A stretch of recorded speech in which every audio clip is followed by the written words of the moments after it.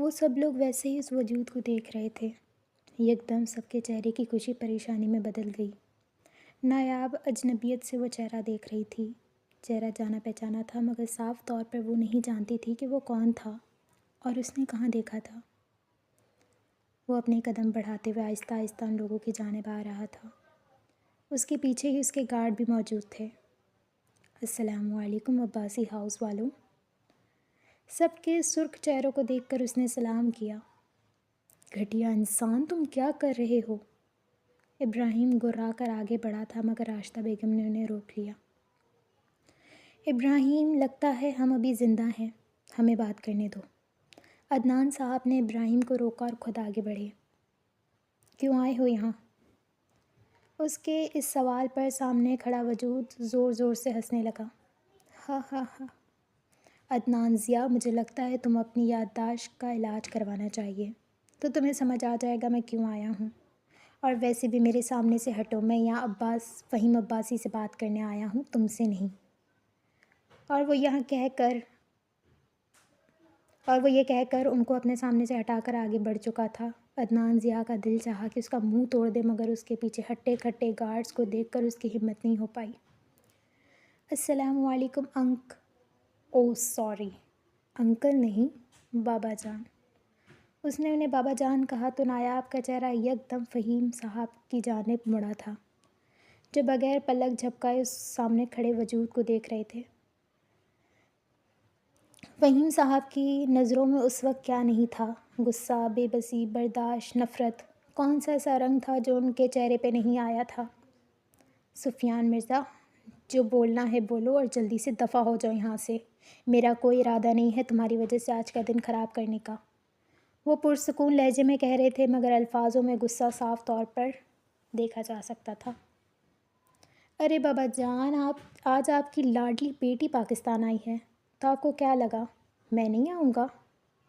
اگر ایسا لگا تو بہت غلط لگا آپ کو، کیونکہ مجھے تو آنا تھا اور میں تو آؤں گا۔ میرا تو آنا بنتا ہے کیونکہ آپ کی لاڈلی بیٹی کا ہونے والا شوہر جو ہوں میں۔ اور شوہر کا لفظ سن کر نایاب تو نایاب سارے لوگ ہی حیران ہو گئے تھے۔ ملک زیاد اور فہیم عباسی کی لڑائی سے تو پورا خاندان ہی باعلم تھا، مگر یہ کیا تھا؟ وہاں پر کھڑے سب لوگ حیران ہو گئے تھے۔ کیا فضول بول رہے ہو؟ زر خود کو خاموش نہیں رکھ پایا، وہ آگے بڑھ کر اس کو کالر سے پکڑا۔ زر علی عباسی، جو تم کر رہے ہو یہ تمہاری بہن کو بھگتنا پڑے گا، یہ چیز یاد رکھنا۔ تو سوچ سمجھ کے کرنا جو کر رہے ہو۔ وہ ویسے ہی پرسکون لہجے میں کہہ رہا تھا۔ اس کے الفاظ پر زر کا غصہ ساتواں آسمان تک پہنچ چکا تھا۔ اس نے ایک زوردار مکہ بنایا اور اسے دے مارا۔ وہ اپنا توازن قائم نہیں رکھ سکا اور زمین پر جا گرا۔ یکدم اس کے گارڈز آگے بڑھنے لگے مگر حمزہ، ابراہیم، شاہزین، ارسل سب نے انہیں روک دیا۔ خبردار ملک، اپنے ان کتوں کو کہہ دو اگر انہوں نے یہاں پر کوئی بھی بدمزگی پھیلائی تو یاد رکھنا ہم لوگ کیا کریں گے تم خود بھی نہیں جانتے۔ شاہزین چلایا تھا۔ وہاں پر کھڑی ساری عورتیں سہم چکی تھیں اور نایاب تو ابھی تک اس جھٹکے سے ہی واپس نہیں آئی تھی جو سفیان ملک نے اس کے سر پر پھوڑا تھا۔ وہ اپنے ناک سے نکلتا خون صاف کر کے کھڑا ہوا۔ فہیم عباسی۔ فہیم صاحب ویسے ہی اپنی جگہ پر کھڑے ہوئے تھے، باقی کے سارے لڑکے گارڈز کو پکڑے ہوئے تھے۔ زر علی عباسی، تم نہیں جانتے کہ تم نے کیا کیا ہے۔ مجھے افسوس اس بات کا ہے کہ تمہاری اس حرکت کا انجام تمہاری اس لاڈلی بہن کو چکانا پڑے گا۔ وہ ایک تمخ خانہ نظر سب پر ڈال رہا تھا۔ میری بہن کی طرف اگر آنکھ اٹھا کے بھی دیکھا تو یاد رکھنا سفیان ملک، میں تمہارا نام بھی اس دنیا سے مٹا دوں گا۔ زر ویسے ہی اپنے ہاتھ اس کے کالر کو پکڑے بول رہا تھا۔ کوئی بات نہیں فہیم عباسی، اگر گھی سیدھی انگلی سے نہیں نکلتا تو انگلی ٹیڑھی کرنا ہم ملکوں کو بھی آتا ہے، اور تم جانتے تھے۔ میں چاہتا تھا کہ تم عزت سے اپنی بیٹی کو میرے ساتھ رخصت کر دو، مگر نہیں، شاید عزت کی زبان تم عباسیوں کو سمجھ ہی نہیں آتی۔ تو اب دیکھو میں کیا کرتا ہوں، دفع ہو جاؤ، جو کرنا ہے کر لو، ہم یہیں پر ہی ہیں۔ ابراہیم پیچھے سے گرایا تھا۔ بے فکر ہو ابراہیم عباسی، بہت جلدی تمہیں پتہ چل جائے گا کہ میں کیا کر سکتا ہوں۔ وہ یہ کہہ کر وہاں نہیں رکا بلکہ ایک نظر نایاب کو دیکھا، اور جیسے ہی اس کی نظریں نایاب کی طرف گئی، نایاب نے اپنی نظر دوسری طرف پھیر دی۔ روحان اس کی نظروں کے بیچ آ گیا تھا۔ تمہیں سمجھ نہیں آیا بھائی لوگوں نے کیا کہا ہے؟ دفع ہو جاؤ یہاں سے۔ روحان نے بھی اس لڑائی میں اپنا حصہ ڈالنا بہتر سمجھا۔ ہاں ہاں ہاں، مجھے سمجھ نہیں آتا، عباسی خاندان کے بچوں کا خون بھی اتنا گرم ہے؟ ابھی تو صحیح سے بڑے بھی نہیں ہوئے اور ہمیں دھمکیاں دے رہے ہو۔ وہ ویسے ہی ہنس کر کہہ رہا تھا، بیٹا عباسی خاندان کیا کر سکتا ہے تم خود بھی نہیں جانتے، تو بہتر ہوگا اپنی شکل اٹھاؤ اور دفع ہو جاؤ یہاں سے۔ اب کی بار بولنے والا میکائل تھا۔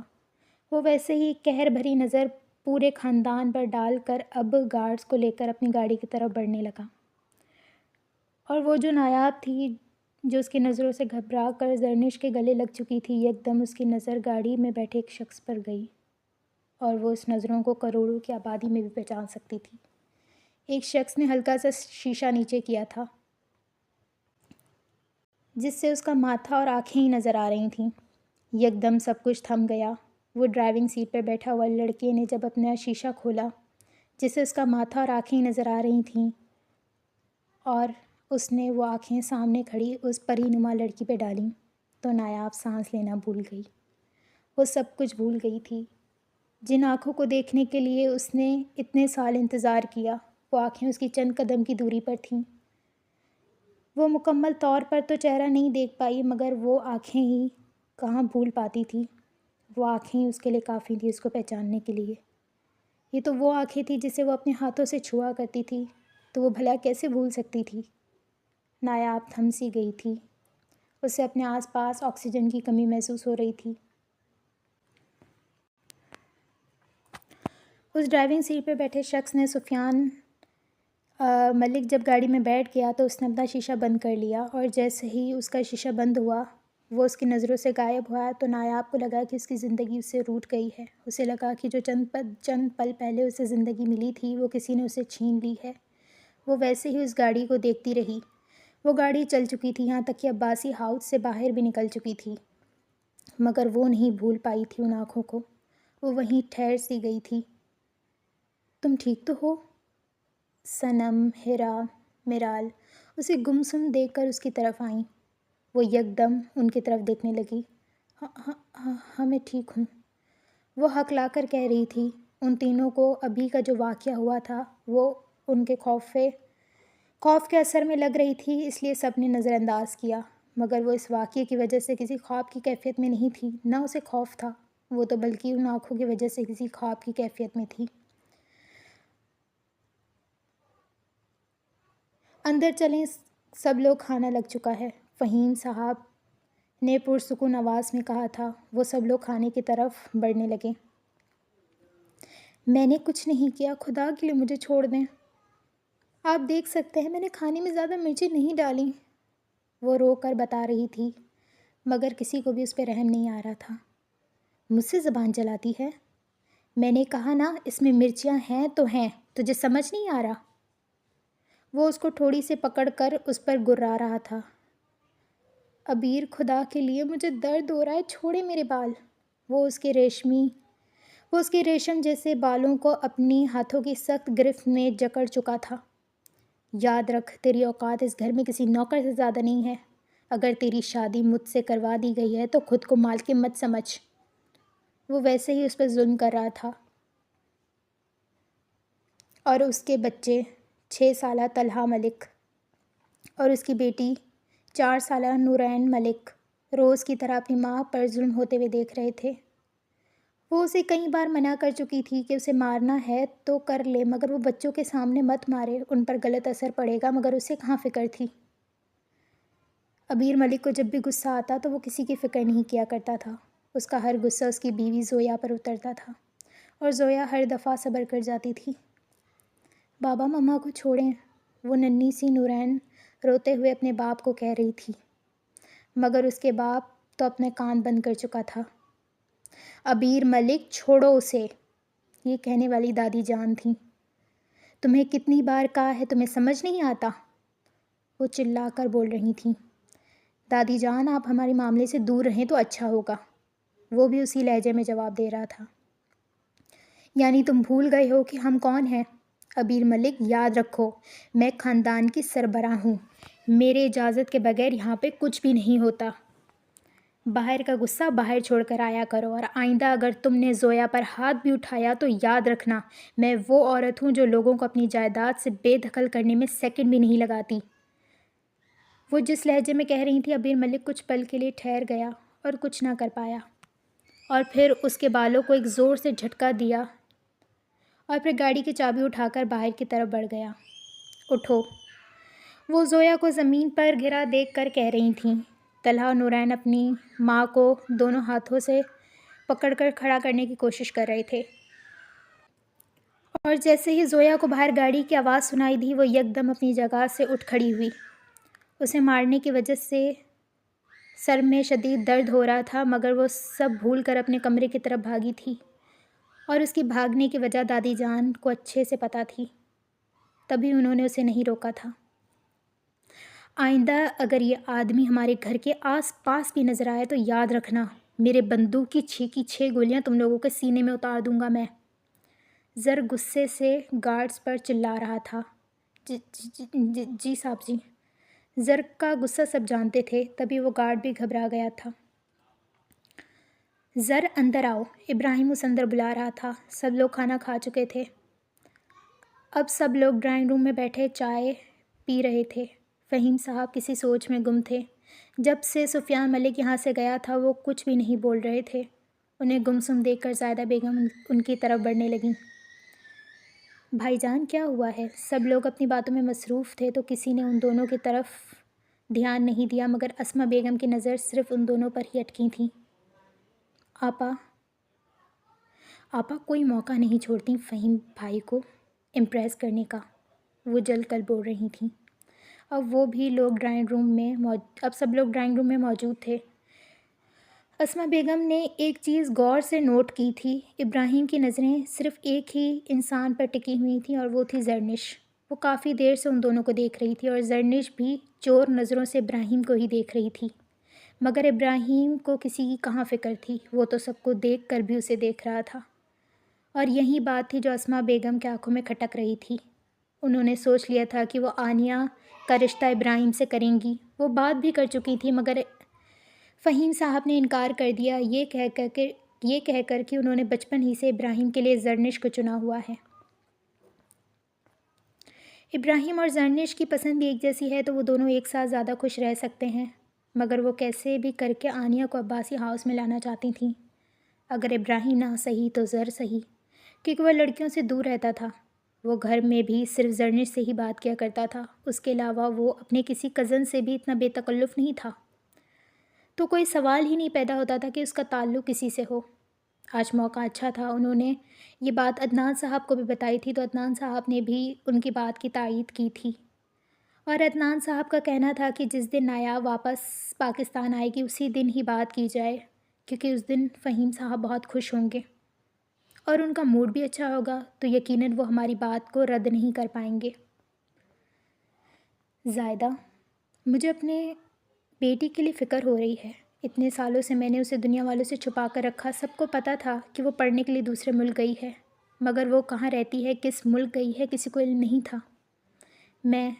وہ اپنے سینے پر ہاتھ رکھ کر کہہ رہے تھے، میں نے 12 سال اس کی جدائی سہی ہے، 12 سال اپنے جان کے ٹکڑے کو اپنے آپ سے دور رکھا ہے، کیونکہ میں جانتا تھا کہ دشمن کی نظر اس پر ہے اور دشمن میرے ذریعے اس تک پہنچ سکتے ہیں، اس لیے میں نایاب سے ملنے نہیں جاتا تھا۔ جب بھی یہ لوگ نایاب سے ملنے جاتے تھے تب میں کوئی بہانہ بنا دیتا تھا، مگر آج دیکھو وہ دشمن کی نظر میں آ گئی ہے۔ وہ غمزدہ ہو کر کہہ رہے تھے، ان کا غم زائدہ بیگم بہت اچھے سے سمجھ رہی تھیں۔ میں یہ نہیں کہتا کہ سفیان ملک کی دھمکیوں سے میں ڈر گیا ہوں، لیکن کیا کروں، باپ ہوں نا، خود کو پریشان ہونے سے نہیں روک پایا۔ مجھے بس اپنی نایاب کی فکر ہے۔ ان کی آنکھیں نم ہونے کو آ گئی تھیں۔ بھائی صاحب آپ فکر کیوں کرتے ہیں؟ آپ اکیلے نہیں ہیں، ہم سب آپ کے ساتھ ہیں۔ اور نایاب، وہ تو ہماری بچی ہے۔ کسی نے بھی اس کی طرف بری نظر ڈالنے کی ہمت بھی کی تو آپ کو کیا لگتا ہے ہم چپ رہیں گے؟ وہ ان کا ہاتھ تھام کر بڑے پیار سے کہہ رہی تھیں، بھائی صاحب جب مجھے آپ کی ضرورت تھی تب آپ نے میرا بہت ساتھ دیا، تو آپ کو کیا لگتا ہے کہ اس برے وقت میں آپ کا ساتھ چھوڑ دوں گی؟ ان کے الفاظ میں محبت صاف طور پر جھلک رہی تھی۔ اگر میں آپ سے کچھ مانگوں تو آپ مجھے دیں گے؟ وہ ویسے ہی ان کا ہاتھ پکڑے بڑے مان سے پوچھ رہی تھیں۔ فہیم صاحب نے ان کی طرف دیکھا، میں نے آج تک تمہیں کسی چیز کے لیے منع کیا ہے؟ نہیں بھائی صاحب، مگر آپ نے کبھی اپنے ذات سے کسی چیز کے لیے منع نہیں کیا، مگر یہ بات آپ کی نہیں، آپ کی بیٹی سے جڑی ہوئی ہے۔ میں اپنی بیٹی کے اور آپ اپنی بیٹی کے متعلق اتنے حساس ہیں، یہ پورا خاندان جانتا ہے۔ اور ویسے بھی وہ ویسے ہی کہہ رہی تھیں اور فہیم صاحب ناسمجھی والے انداز میں انہیں دیکھ رہے تھے۔ میں آپ سے نایاب کا رشتہ اپنے شاذین کے لیے مانگتی ہوں، کیا آپ مجھے دیں گے؟ وہ ان سے پوچھ رہی تھیں، لیکن فہیم صاحب کا چہرہ یک دم پہلے سے بہتر ہونے لگ گیا، کیونکہ وہ بھی یہی چاہتے تھے، ان کے دل میں بھی یہی خواہش تھی، مگر وہ یہ نہیں چاہتے تھے کہ وہ خود زائدہ سے اس بارے میں بات کریں، کہیں وہ یہ نہ سوچے کہ جو احسان ان کے برے وقت میں ساتھ دیکھ کر فہیم صاحب نے کیا تھا، آج وہ ان کا بدلہ مانگ رہے ہیں۔ اگر نایاب کے لیے دیکھا جائے تو ان کے بیٹے سے اور بہتر کوئی بھی نہیں تھا، مگر ان کا سارا معاملہ زائدہ بیگم نے حل کر دیا تھا، ان کی ساری مشکل ختم ہو چکی تھی۔ زائدہ تم جانتی ہو شاذین بالکل میرے بیٹوں کی طرح ہے اور مجھے عزیز ہے، میں نے کبھی بھی اس میں اپنے بیٹوں میں فرق نہیں کیا۔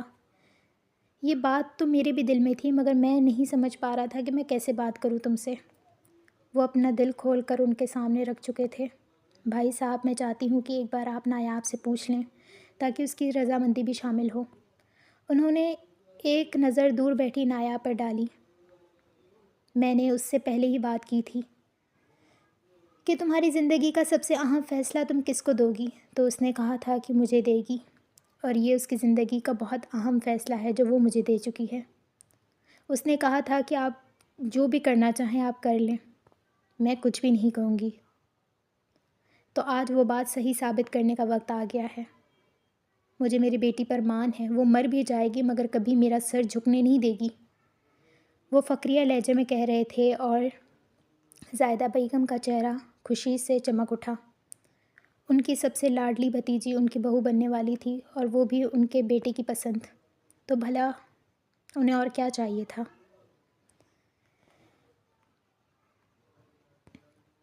بتاؤں گا فہیم عباسی کو، خود کو سمجھتا کیا ہے، اور زر علی عباسی، اس کو تو جان سے مار ڈالوں گا۔ وہ صوفے پر گرنے والے انداز میں بیٹھ چکا تھا۔ دادی جان سربراہی کرسی پر بیٹھی تھی۔ سفیان ملک، تمہیں کتنی بار بولا ہے اپنے خون کو ٹھنڈا رکھا کرو، مگر تم ہو کے دادی جان نایاب پاکستان آ چکی ہے، جس لڑکی کو اتنے سال میں نے انتظار کیا، جس لڑکی کے لیے میں اتنا تڑپا ہوں، وہ بالآخر پاکستان واپس آ چکی ہے، میرے سامنے تھی وہ، اور وہ لوگ کہتے ہیں کہ وہ ہرگز اسے میرے ساتھ رخصت نہیں کریں گے۔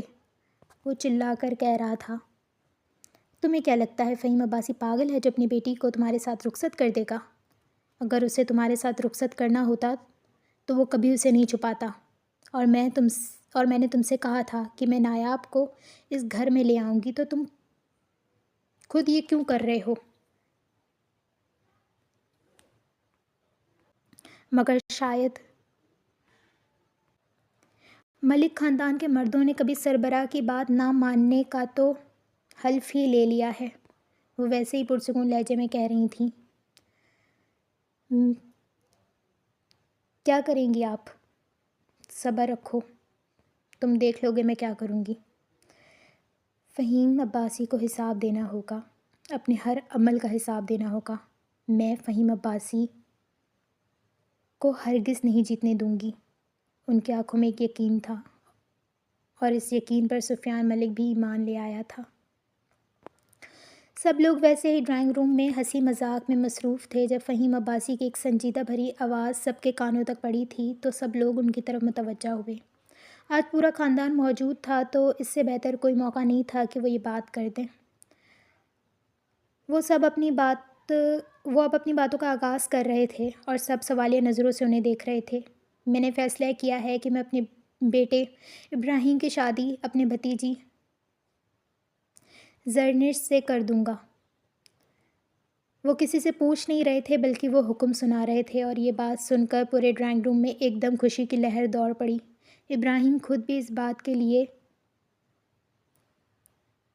بہت خوش تھا، مگر اسے لگا تھا کہ گھر والے اتنا جلدی نہیں مانیں گے، مگر اسے یہ امید نہیں تھی کہ وہ اتنا جلدی مان بھی جائیں گے اور کر بھی لیں گے۔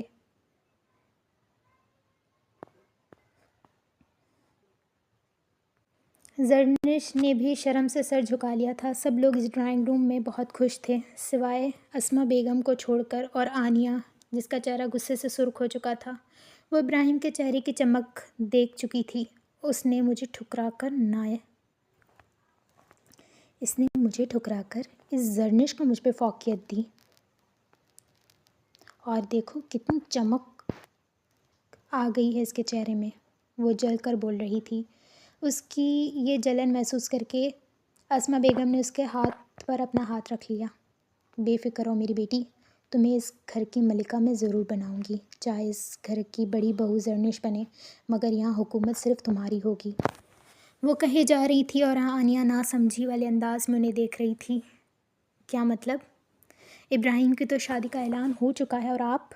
صبر رکھو میری جان کا ٹکڑا، میں نے تمہیں بولا ہے نا، میں کروں گی تو میں ایسا کروں گی، اور میں ہمیشہ اچھا ہی کروں گی۔ ان کے آنکھوں میں صاف طور پر نظر آ رہا تھا کہ انہوں نے کوئی پلان سوچ رکھا ہے۔ اب سب لوگ خوشی سے ایک دوسرے کے گلے لگ رہے تھے۔ یکدم دوبارہ فہیم صاحب کی طرف سب متوجہ ہوئے۔ ایک اور اعلان کرنا ہے مجھے، اور یہ اعلان بہت اہم ہے، اور خصوصاً یہ میری جان نایاب کے لیے تو بہت زیادہ اہم ہے۔ نایاب صرف اپنا نام سن کر پہلے تو خوشی سے ان کی طرف دیکھنے لگی اور پھر مکمل طور پر ان کی طرف متوجہ تھی۔ نایاب میری جان، تم میرا مان ہو، مجھے تم پر خود سے زیادہ بھروسہ ہے، تم کبھی بھی میرا بھروسہ اور ارمان ٹوٹنے نہیں دو گی، میرا بھروسہ اور مان ٹوٹنے نہیں دو گی۔ وہ نایاب سے مخاطب تھے اور نایاب نا سمجھی سے ان کو سن رہی تھی۔ وہ نہیں جانتی تھی کہ ایسی کون سی بات ہے جو انہیں کرنے سے پہلے بابا کو اس سے یہ ساری باتیں یاد دلانی پڑ رہی تھیں۔ میں نے نایاب کا رشتہ اپنے بھانجے شاہزین فیاض سے کر رہا ہوں، اور یہ بات بھی کوئی سوال نہیں تھا بلکہ ایک حکم تھا جو فہیم صاحب کی جانب سے جاری کیا گیا تھا۔ اس بات پر سوائے شاہزین اور زائدہ، فہیم عباسی، راشدہ بیگم کے علاوہ سب کا چہرہ سرخ ہو چکا تھا۔ وہ سب لوگ ساکت کیفیت میں ہو چکے تھے، اور وہ جس کی زندگی کا اتنا بڑا فیصلہ ہو چکا تھا، وہ بنا پلک جھپکائے بس انہیں دیکھ رہی تھی۔ بابا، اس نے آگے کچھ بولنا چاہا۔ بابا کی جان، میں جانتا ہوں تمہارے لیے یہ سب بہت جلدی ہے، مگر یہ بات میں بہت پہلے سوچ چکا تھا۔ تمہارے پاکستان آنے کے بعد تمہاری اور شاہزین کا نکاح کر دوں گا۔ زرنش اور نایاب کی پریشانی سمجھ چکی تھی۔ بابا جان، گستاخی معاف، وہ آہستہ لہجے میں اور نرم لہجے میں کہہ رہی تھی، مگر شاید نایاب اس رشتے کے لیے ابھی راضی نہ ہو۔ اس کی بات پر سب کے چہرے زرنش کی طرف گئے تھے۔ بابا جان، زرنش کا مطلب ہے کہ اس کی پڑھائی بھی مکمل نہیں ہوئی ہے، اور وہ کئی عرصے سے پاکستان سے دور رہی ہے، اور اچانک سے اس کی شادی کا فیصلہ تو شاید وہ اس لیے تیار نہ ہو۔ ابراہیم نے یکدم زرنش کی بات سنبھالی تھی کہ جس انداز میں نایاب کی شادی کا فیصلہ ہوا تھا اور زرنش نے اسے بولا تھا کہ وہ تیار نہیں ہے، سب لوگ غلط سمجھ سکتے تھے، اس لیے ابراہیم نے بات کو سب کو سمجھایا۔ ہاں، تو ہم نے تھوڑی ابھی رخصتی کرنے کا کہا ہے، ابھی تو ہم صرف تمہاری زرنش کے ساتھ اور نایاب کی شاہزین کے ساتھ نکاح کا ہی سوچ چکے ہیں، اور پھر بھی وہ چاہے گی تو تبھی رخصتی ہوگی۔ رخصتی کے لیے تو زائدہ اور شاہزین کی بھی کوئی جلدی نہیں ہے، وہ بہت پرسکون لہجے میں کہہ رہے تھے۔ ایک طرف شاہزین اپنی خوشی نہیں روک پا رہا تھا، اس کے برعکس اس کی برسوں کی تمنا پوری ہو چکی تھی، پتہ نہیں اس نے کتنی بار اپنے اللہ سے اسے مانگا تھا اور بالآخر آج اس کے اللہ نے اسے عطا کیا تھا۔ اور دوسری طرف نایاب، جس کی پوری دنیا اسے روٹھ چکی تھی، اس نے تو کبھی سوچا بھی نہیں تھا کہ اگر اسے پتہ ہوتا کہ پاکستان آنے کے بعد اس کی زندگی کا اتنا بڑا فیصلہ ہوتا تو وہ کبھی پاکستان نہیں آتی۔ مگر اب کیا کیا جا سکتا تھا؟ لیکن نہیں، وہ یہ نہیں کر سکتی تھی، وہ ہرگز یہ نہیں کر سکتی تھی۔ اس نے تو ہمیشہ اپنے خوابوں میں کسی اور کو دیکھا تھا، اپنی دعاؤں میں کسی اور کو مانگا تھا۔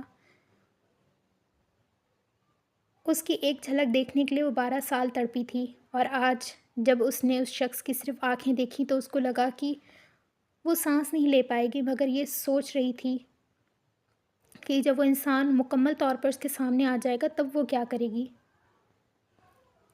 وہ اسے نہیں چھوڑ سکتی تھی، وہ اس کی زندگی تھا، اور زندگی کے بغیر انسان مردہ ہو جاتا ہے۔ وہ خود کو مردہ ہونے نہیں دے سکتی تھی، وہ اپنے خوابوں کو ٹوٹنے نہیں دے سکتی تھی۔ اس نے اس کالی گہری آنکھوں والے لڑکے کے ساتھ اپنی پوری زندگی گزارنے کا خواب دیکھ رکھا تھا، جس کے لیے وہ پل پل تڑپی تھی۔ وہ اسے نہیں چھوڑ سکتی تھی، مگر یہ کیا ہو رہا تھا؟ وہ کچھ بھی نہیں سمجھ پا رہی تھی، اور یک دم اپنی جگہ سے اٹھی اور کمرے کی طرف بھاگی تھی۔ مجھے بھوک نہیں لگی، وہ یہ سب کو کہہ کر اب ان کی طرف صنم ہیرا مرال بھی اس کے ساتھ کمرے میں جانے لگیں۔ جب فہیم عباسی کی آواز ان کے کانوں تک آئی تھی، میری ابھی بات مکمل نہیں ہوئی، تو وہ دوبارہ اپنی جگہ پر بیٹھ چکی تھیں۔ مجھے لگتا ہے وہ لمبے سفر سے آئی ہے اور تھک گئی ہے، اسے جانے دیں اور میری بات مکمل ہونے دیں، اور سب لوگ غور سے سنیں۔ وہ یہ کہہ کر اب دوبارہ پورے خاندان کی طرف متوجہ ہو چکے تھے۔ نایاب اپنے کمرے میں جا چکی تھی اور سب لوگ ویسے ہی ڈرائنگ روم میں بیٹھے تھے۔ نایاب نے پہلے کھانا نہیں کھایا تھا، اس کا ارادہ تھا کھانا کھانے کا، مگر وہ ابھی جو صدمہ اس کے اوپر گرا تھا، اس کو ابھی بھوک تو کیا، اس کو تو کچھ بھی نہیں یاد تھا۔ نایاب شاہزین زرنش ابراہیم کے نکاح کے ساتھ ایک اور نکاح بھی ہوگا، اور وہ یہ بات تھی کہ جس نے وہاں پر سب کو دوبارہ ان کی طرف متوجہ کیا۔ اسما بیگم اتنا تو جانتی تھی کہ اگر وہ نکاح کی بات کر رہے ہیں تو اب وہ اپنے دوسرے بیٹے زر کی بات کریں گے، اور اسما بیگم کو تو جیسے دل کی خواہش فہیم صاحب چند لمحوں کے بعد پوری کر کے اپنے ہونٹوں پہ لے آئیں گے،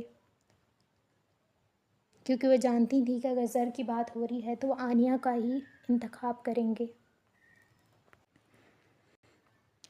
اور ویسے ہی عدنان صاحب بھی خوش دلی سے انہیں دیکھ رہے تھے، مگر انہیں تجسس بھی تھا۔ عدنان صاحب بھی تجسس بھرے لہجے میں اب انہیں ہی دیکھ رہے تھے۔ وہاں پر سب جانتے تھے کہ وہ زر کی بات کر رہے ہیں، مگر کس کے ساتھ؟ وہاں پر سوائے زاہدہ بیگم کے علاوہ کسی کو علم نہیں تھا۔ ہیرا نے بے ساختہ اپنے سینے پر ہاتھ رکھ لیا تھا۔ یا اللہ، تو میری لاج رکھ لے، تو جانتا ہے میں اسے کتنا چاہتی ہوں۔ میں نے جس کی تمنا کی ہے، اگر وہ شخص میرا نہیں ہوا تو میں ٹوٹ جاؤں گی۔ مالک، خدا کے لیے مجھے ٹوٹنے نہ دے، میں تیری نازک بندی ہوں، میں یہ دکھ برداشت نہیں کر پاؤں گی۔ وہ دل ہی دل میں اللہ پاک سے دعائیں مانگ رہی تھی، اور آنیہ اپنی ماں کے پچھلی بات کا مطلب سمجھ چکی تھی۔ تو امی مجھے اس طرح عباسی ہاؤس میں انٹر کرنا چاہتی ہیں۔ اوہ واو، انٹرسٹنگ، وہ اپنے دل میں خوش ہوتے ہوئے بول رہی تھی۔ کوئی بات نہیں ابراہیم عباسی، تم نہ صحیح تو زر علی عباسی صحیح، میں اس خاندان پر حکومت کرنے کے لیے پیدا ہوئی ہوں۔ اگرچہ بڑے بیٹی کی بیوی بن کے نہ صحیح تو کیا ہوا، چھوٹا بیٹا تو ہے نا، کیونکہ ایک بار میں اس گھر میں داخل ہو جاؤں، زرنش کا تو پتہ بس 1 سیکنڈ میں کاٹ دوں گی۔ وہ اپنے دل میں خوش ہوتے ہوئے اپنی ماں کو دیکھ رہی تھی۔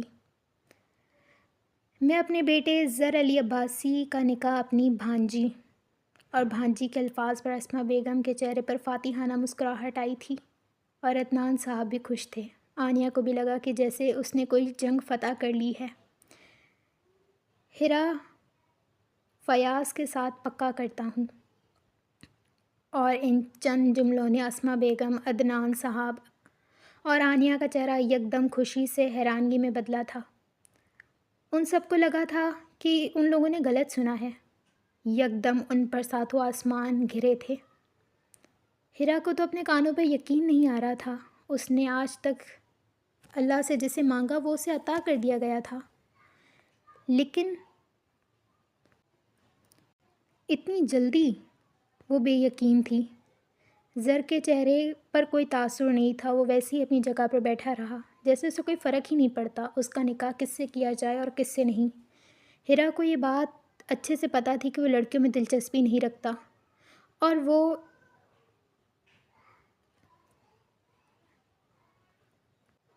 اس میں بھی دلچسپی نہیں رکھتا، مگر اسے اپنی محبت پہ یقین تھا کہ وہ ایک دن اپنی محبت سے یقیناً زر کے دل میں جگہ بنا لے گی۔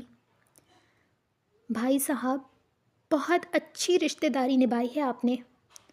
وہ جو سارے لوگ زر اور ہیرا کی شادی کا سن کر خوش ہو رہے تھے، یکدم اسما بیگم کی آواز سن کر ان کی طرف متوجہ ہوئے۔ آپ کو اپنی دونوں بھانجے اور بھانجیوں کی فکر تھی، مگر آپ شاید یہ بھول گئے ہیں کہ آپ کی ایک اور بھی بہن ہے اور اس کے بھی بیٹے اور بیٹیاں ہیں۔ وہ چلانے والے انداز میں بول رہی تھیں اور فہیم صاحب بس انہیں دیکھے جا رہے تھے۔ آپ نے اپنے بھائی اور بہن کے بچوں کو کیا نصیب دیا ہے؟ خاندان کا سب سے لاڈلا بیٹا ابراہیم، جو کہ آپ نے اپنے بھائی کی بیٹی زرنش کے نصیب میں دے دیا۔ میں چپ رہی۔ میں نے آپ سے آنیہ کی بات کی تھی، مگر آپ نے یہ کہہ کر انکار کر دیا کہ آپ نے بچپن ہی سے ابراہیم اور زرنش کا سوچ رکھا تھا۔ میں پھر بھی چپ رہی۔ میں نے آپ سے ارسل اور نایاب کے رشتے کی بات کی، مگر آپ نے یہ کہہ کر انکار کر دیا کہ آپ ایک بچی کا گھر برباد کر کے اپنی بچی کا گھر نہیں آباد کر سکتے۔ رمیسا چپ چاپ ان کی باتیں سن رہی تھی۔ آپ نے ایک عیسائی لڑکی کو، جس کا نام بھی ہم سننا پسند نہیں کرتے، ہمارے سامنے ان سے رشتہ جوڑا جن سے ہم رشتہ توڑ چکے ہیں۔ ہمیں نیچا دکھانے کے لیے انہیں ہمارے سامنے آ کے بٹھا دیا۔ میں نے روحان سے نایاب کے رشتے کی بات کی۔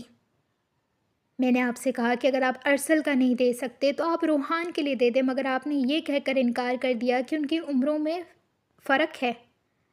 آپ یہ کیسے کر سکتے ہیں؟ وہ اپنے دونوں ہاتھ سینے پر باندھتے ہوئے پوچھ رہی تھی۔ ان کا یہ انداز دیکھ کر سب یہ تو جانتے تھے کہ وہ زبان کی تیز ہیں، مگر ان کے دل میں اتنا زہر بھرا ہوا ہے کوئی نہیں جانتا تھا۔ آپ بتائیں بھائی صاحب، شاہزین 6 سال بڑا ہے اس سے، وہ آپ کو قبول ہے، لیکن جب میں خود کہہ رہی تھی کہ مجھے روحان اور نایاب کے رشتے سے کوئی اعتراض نہیں ہے، چاہے نایاب اس سے 2 سال بڑی ہی کیوں نہ ہو، مگر آپ نے انکار کر دیا۔ میں تب بھی چپ رہی، اور اب جب آپ کی دوسرے بیٹی کی بات آئی تو آپ نے اپنی لاڈلی بھانجی ہیرا کو چن لیا۔ آخر میری بچیوں کا کیا قصور ہے؟ کیا قصور ہے میری اولاد کا؟ وہ ویسے ہی چلا رہی تھیں۔ فہیم صاحب کچھ بولنا چاہ رہے تھے، مگر انہوں نے انہیں بولنے نہیں دیا اور دوبارہ شروع ہو چکی تھیں۔ یا پھر قصور یہ ہے کہ آپ میری سزا میرے اولاد کو دے رہے ہیں؟ وہ اب ان کے آنکھوں میں آنکھیں ڈال کر بول رہی تھیں۔ آپ کی اس لاڈلی بہن نے گھر والوں کی مرضی سے شادی کی، تبھی وہ آپ کو اتنی زیادہ اہم ہے، اور میں اسما ایسا کوئی… آپ تو بس کر دیں آپا، تھک گئی ہوں میں آپ کے ڈرامے دیکھ کر۔ آپ نہیں تھکتی کیا ڈرامے کر کے، بھائی صاحب کے سامنے اچھی بن کے؟ وہ جو زاہدہ بیگم سمجھانے کے لیے کچھ بولنا چاہتی تھیں، وہ ان کو وہیں اپنے الفاظ سے روک چکی تھی۔ پھوپھو آپ آرام سے بات کریں تو اچھا ہوگا۔ ابراہیم برداشت کر چکا تھا اور وہ اب تھک چکا تھا۔ اچھا تو اب تم لوگ مجھے سمجھاؤ گے کہ مجھے کیا کرنا ہے کیا نہیں؟ میں بتاتی ہوں میری اولاد کا کیا قصور ہے۔ سالوں پہلے اپنی مرضی سے عدنان سے شادی کی تھی میں نے، اور اس بات کا بدلہ بھائی صاحب میرے بچوں سے لے رہے ہیں، مگر یاد رکھیں میں ہرگز اپنی اولاد کے ساتھ کوئی ناانصافی نہیں ہونے دوں گی۔ آپ کو میری بچیوں کے سر پر شفقت کا ہاتھ نہیں رکھنا تو مت رکھیں، میں بھی آج سے آپ سے سارے تعلق ختم کرتی ہوں، وہ غصے سے کہہ کر فہیم صاحب کو اپنی جگہ پر چھوڑ کر اب جانے لگیں۔ دیکھو اسما، ایسی کوئی بات نہیں ہے، تم غلط سمجھ رہی ہو۔ میرے لیے تم اتنی ہی اہم ہو جتنی زائدہ۔ تم جانتی ہو میں نے تم دونوں میں کبھی فرق نہیں کیا، اور تم بات کرتی ہو کہ میں تم سے بدلہ لے رہا ہوں۔ تم نے کہا تم عدنان سے شادی کرنا چاہتی ہو تو میں نے کروا دی،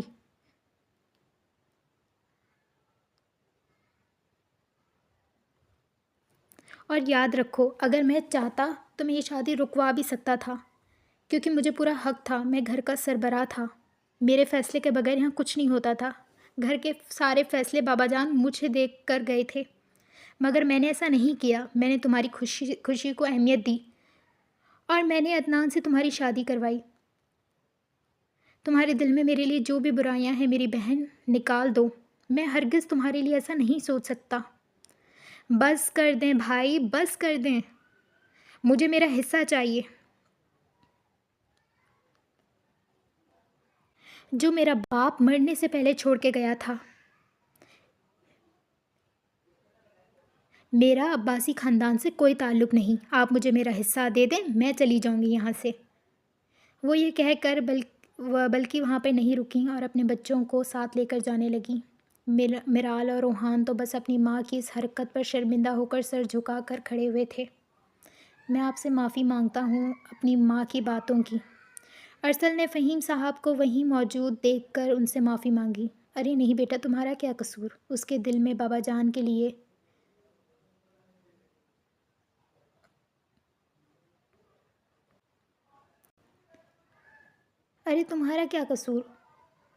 ان کے دل میں بابا جان کے لیے اور پپو کے لیے اتنا زہر بھرا ہے۔ وہ ایک دن تو باہر نکلنا تھا، اور شاید وہ دن یہی تھا۔ ابراہیم پرسکون لہجے میں کہہ رہا تھا، اور فہیم صاحب اپنی جگہ سے اٹھے اور کمرے میں بند ہو گئے۔ انہیں باتیں یاد آ گئی تھیں، انہیں کچھ یادیں یاد آ گئی تھیں، انہیں بدلہ یاد دلایا گیا تھا، اور اگر بدلہ لیا جاتا تو پھر جو سالوں پہلے فہیم عباسی سے غلطی ہوئی تھی تو کیا اس غلطیوں کا بھی بدلہ لینے کے لیے کوئی آئے گا؟ اور اگر وہ آئے گا تو فہیم صاحب کیا کریں گے؟ فہیم صاحب نے غلطی نہیں بلکہ گناہ کیا تھا، اور انہیں ہمیشہ سے ڈر تھا کہ کہیں اس گناہ کی سزا ان کی بیٹی کو نہ ملے، مگر آج انہیں خوف محسوس ہو رہا تھا، اور آج ان کا خوف 7ویں آسمان تک پہنچ چکا تھا۔ اسے نہیں آنا چاہیے، وہ بدلہ لینے کے لیے نہیں آئے گا، مگر ان کے دل کو چین نہیں آ رہا تھا۔ اگر وہ بدلہ لینے کے لیے آ گیا تو